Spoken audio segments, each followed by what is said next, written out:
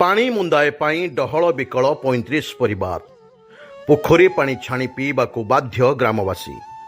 ଦେବଗଡ଼ ଜିଲ୍ଲା ରିଆମଳ ବ୍ଲକ ଖିଲେଇ ପଞ୍ଚାୟତ ଅନ୍ତର୍ଗତ ତଲେଇଶ୍ୱର ଗ୍ରାମର ପୁରୁଣା ସାହିରେ ଦୀର୍ଘଦିନ ଧରି ଲାଗି ରହିଥିବା ପାନୀୟ ଜଳ ସମସ୍ୟା ଏବେ ଚରମ ସୀମାରେ ପହଞ୍ଚିଛି।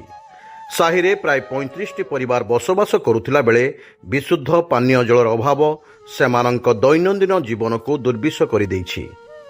ମୁନ୍ଦାଏ ପାଣି ପାଇଁ ଲୋକମାନେ ଡହଳ ବିକଳ ହେଉଥିବା ବେଳେ ଶୋଷରେ ପୋଖରୀରୁ ପାଣି ଆଣି ସେହି ପାଣିକୁ ଛାଣି ପିଇବାକୁ ବାଧ୍ୟ ହେଉଛନ୍ତି।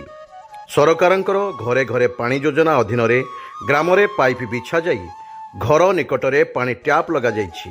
ମାତ୍ର ଏହି ଟ୍ୟାପ୍ ଗୁଡ଼ିକ ଆଜି ପର୍ଯ୍ୟନ୍ତ ଲୋକଙ୍କ ପାଇଁ କୌଣସି ସୁଫଳ ଆଣିପାରି ନାହିଁ। ଟ୍ୟାପ୍ରୁ ଟୋପାଏ ପାଣି ମଧ୍ୟ ଆସୁନଥିବାରୁ ସରକାରୀ ଯୋଜନା କେବଳ କାଗଜ କଲମରେ ସୀମିତ ରହିଥିଲା ଭଳି ମନେ ହେଉଛି। ଗ୍ରାମବାସୀମାନଙ୍କ କହିବା ଅନୁଯାୟୀ ସାହିରେ ଥିବା 2ଟି ନଳକୂପ ଉପରେ ଲୋକମାନେ ନିର୍ଭର କରୁଥିଲା ବେଳେ ସେଥିମଧ୍ୟରୁ ଗୋଟିଏ ନଳକୂପରୁ ଗୋଳିଆ ଓ ତେଲିଆ ପାଣି ବାହାରୁଛି।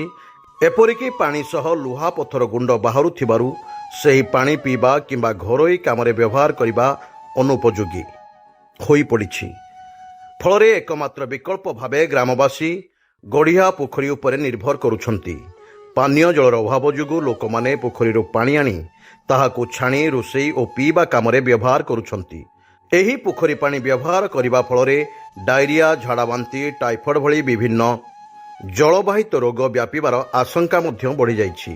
ବିଶେଷ କରି ଶିଶୁ ଓ ବୟସ୍କମାନଙ୍କ ପାଇଁ ସ୍ୱାସ୍ଥ୍ୟ ପ୍ରତି ଚିନ୍ତା ବଢ଼ିଛି। ଗ୍ରାମବାସୀମାନଙ୍କର ଅଭିଯୋଗ ଅନୁଯାୟୀ ଏହି ସମସ୍ୟା ନେଇ ବାରମ୍ବାର ସମ୍ପୃକ୍ତ ବିଭାଗ ଓ ପ୍ରଶାସନକୁ ଅବଗତ କରାଇଥିଲେ ମଧ୍ୟ ଏପର୍ଯ୍ୟନ୍ତ କୌଣସି ସ୍ଥାୟୀ ସମାଧାନ ହୋଇପାରି ନାହିଁ।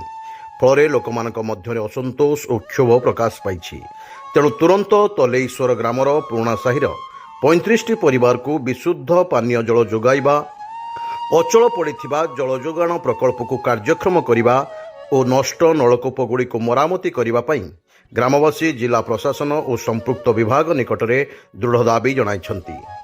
ଏବେ ପ୍ରଶାସନ କେବେ ଏହି ଗୁରୁତର ସମସ୍ୟାକୁ ସମାଧାନ କରୁଛି ତାହା ଉପରେ ସମଗ୍ର ଅଞ୍ଚଳବାସୀଙ୍କ ନଜର ରହିଛି। କଣ ହେଇଛି ଅସୁବିଧା? ଆମ ଏଇରେ 35 ଘର ଅଛୁ ଆମ ସାହିରେ। ସେ ହେଲେ ଆମର ପାଣି ଟାଙ୍କି ଗୋଟେ ଅଛି, ଆମର ପାଣି ପହଞ୍ଚି ପାରବାରନି। ଆମେ ସରପଞ୍ଚ ବିଡିଓ ସମସ୍ତଙ୍କୁ ଏଟା ଜଣେଇଛୁ। ଜଣେଇଲା ପରେ ବି ଆମ କଥା ଶୁଣବାର ନାହିଁ। ଆମକୁ ଯଦି ପାଣି ସୁବିଧା କରିଦେବେ ହେଲେ ଭଲ ହୁଅନ୍ତା। ଆମର ଗୋଟେ ନଳକୂଅ ଅଛି, ସେମାନେ ଗାଈ ବଳଦ କିଛି ପାଣି ପିଇବାରନି। କି ଆମ ବନ୍ଧ ବି ପାଖରେ ପାଣି ନାହିଁ, କି ଆମ ଗୁହିରା ଡ୍ୟାମ୍ ଅଛି, ଆମ ପାଖରେ ବି ପାଣି ନାହିଁ। ଯଦି ପାଣି ସୁବିଧା କରିବେ ହେଲେ ଆମେ। ମୋ ନାଁ ଗୁରୁଚରଣ ବିଶ୍ୱାଳ, ଗ୍ରାମ ତଲେଶ୍ୱର, ପଞ୍ଚାୟତ ଖିଲେଇ, ଜିଲ୍ଲା ଦେବଗଡ଼। ସୁବିଧା କହିଲେ ଆମର ଏଇ ତଲେଶ୍ୱରରେ ଆମେ ପ୍ରାୟ 170ରୁ 80 ଘର ପରିବାର ଆମେ ବସବାସ କରୁଛୁ। ଯୋଉଟାକି ଆମର 2 ଭାଗରେ ବିଭକ୍ତ ହେଇଛି। ଏଇଟା ଆମର ନୂଆ ସାହି, ପୁରୁଣା ସାହି। ଯୋଉଟାକି ଆମେ ବାସଚ୍ୟୁତ ହେବା ପରେ ଆମର କିଛି ଘର ଆମେ ନୂଆ ଜାଗାକୁ ଉଠି ଯାଇଛୁ, ଆଉ ପୁରୁଣା ଜାଗାରେ ଆମେ 35ରୁ 40 ଘର ପାଖାପାଖି ଆମେ ଏଠି ବସବାସ କରୁଛୁ। ଆମର 50,000 ବିଶିଷ୍ଟ ଗୋଟେ ପାଣି ଟାଙ୍କି ବି ଅଛି, କିନ୍ତୁ ପାଣିଟା ଏଇ 35 ଘର ପାଇଁ ସାତ ସପନ ସଦୃଶ ହେଇଯାଇଛି। ମାନେ ଯୋଉଟାକି ପାଣିଟା ପହଞ୍ଚିବା ପାଇଁ ବହୁତ ଅପହଞ୍ଚ ହେଇଯାଇଛି।